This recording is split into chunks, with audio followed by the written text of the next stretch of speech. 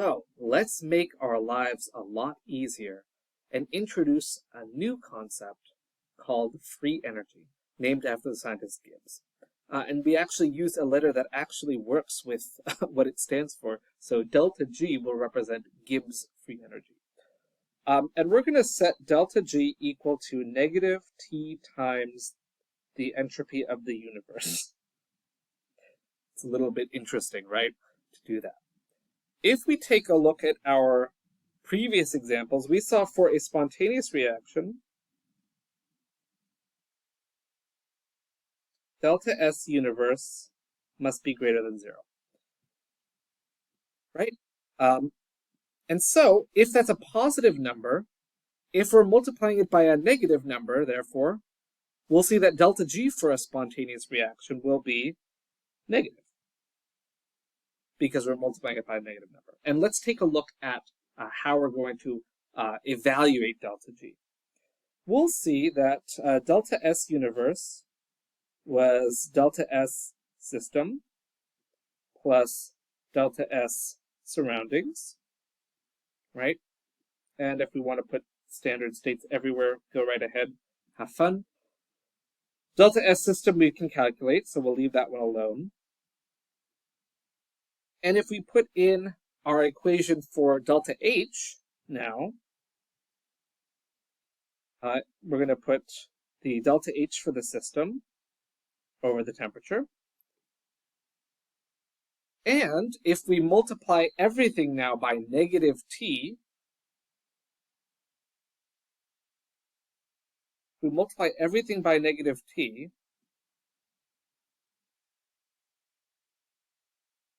we can rearrange this.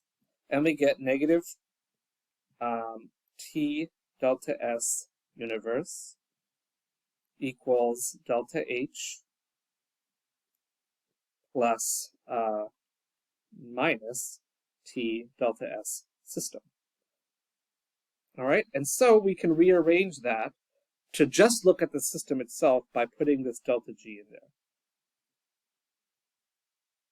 And this is our master equation for the rest of thermodynamics. Delta G, the Gibbs free energy, will be equal to the enthalpy minus the temperature times the entropy change. And all of this relates to the system. So now we're getting rid of having to calculate anything about the surroundings to only look at the system. And we're going to sub in this negative T delta S universe because that's a complicated term. Let's just put delta G instead. And we want to understand that for spontaneous processes, delta G will be less than 0. For non-spontaneous, delta G will be greater than 0. It's very rare that delta G is equal to 0, but we won't worry about that. So with this, that means it's a reversible process, right? And that doesn't really occur in real life. So pretend it never equals 0.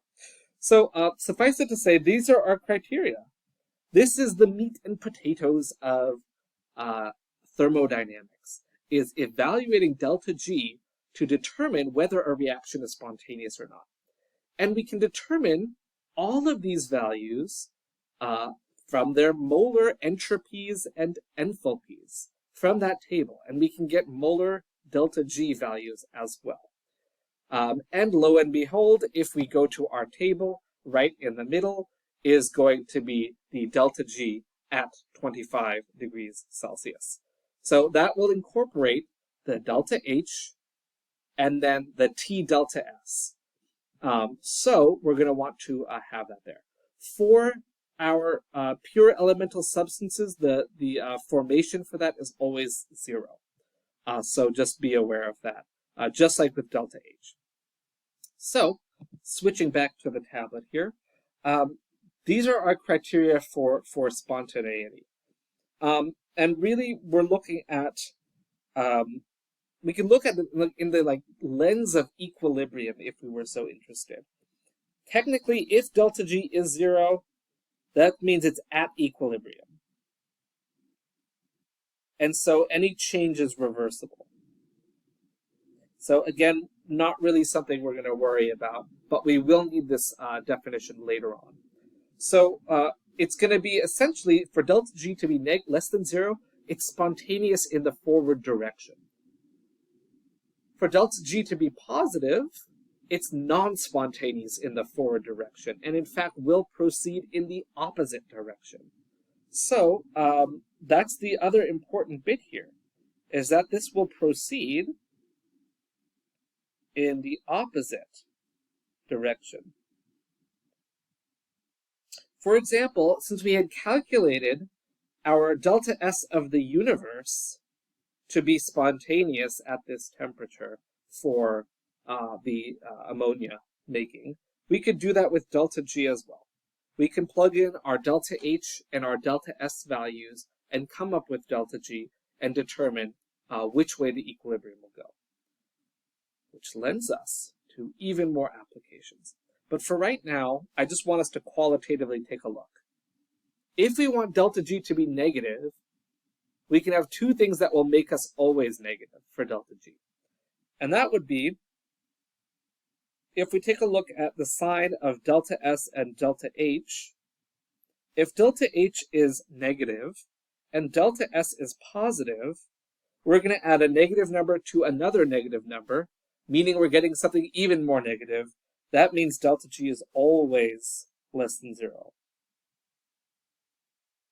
So if you have an exothermic reaction that is producing more molecules of gas or some other way is becoming entropically favorable, that reaction will always be spontaneous at all temperatures.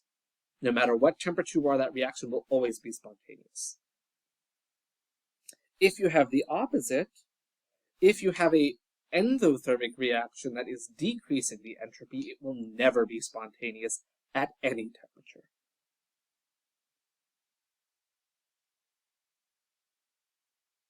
So never spontaneous. I'll write these out as well. So this is always spontaneous. This one is never spontaneous. I'll even put a T there. The other two are a little more complicated. If we have both are negative, we're going to be taking a negative number and adding a positive number to it. And if we want the overall to be negative, we want that second term to be smaller, right? So we want, in this case, if delta H is negative, and we want delta S to be a smaller negative, because we want that T delta S term to not cancel out the delta H, we want the temperature to be very small. So we'll see that this will be spontaneous at low temperatures. If temperature is low, the T delta S term becomes small, and so delta H becomes our main factor. And so if they're both negative, we want a spontaneous reaction to be at low temperature then. So that's something that is exothermic, but also entropically unfavorable. And then if they're both positive, we want the opposite. We're going to see that those will be spontaneous at high temperatures.